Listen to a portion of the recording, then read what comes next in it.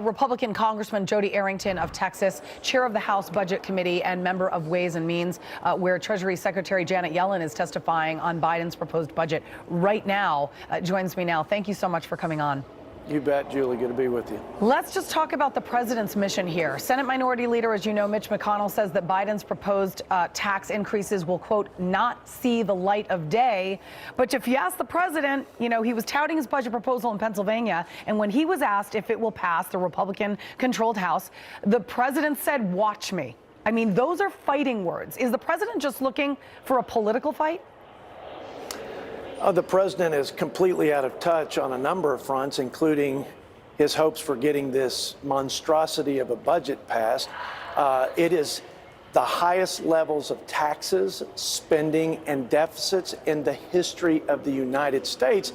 And if people were worried about the last couple of years, the $6 trillion added to the debt and the unsustainable debt trajectory we're on and bankrupting our children's future, if they're worried about the assault on our energy and energy dominance in America, and all this cradle-to-grave socialist welfare without work, and I could go on. If they're concerned about that, then they will be terrified about what's in this budget. It is a lot more of the same.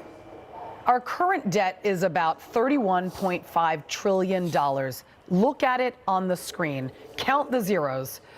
Reports that Biden's new budget plan would only add to the damage. Quote, the U.S. national debt will balloon by nearly $20 trillion over the next decade. Now, under Biden's budget plan for fiscal year 2024, the gross national debt would surge to nearly $51 trillion as of the year 2033. The New York Post's editorial board says this: Biden's budget is all politics, nothing to face coming U.S. fiscal doom. I mean, this is doomsday, and the president, for some reason, doesn't see it. And I'm not sure why. Why is it that the overspending, the wasteful spending that he says his budget cuts are actually going to go after is in fact the president's biggest problem, wasteful spending?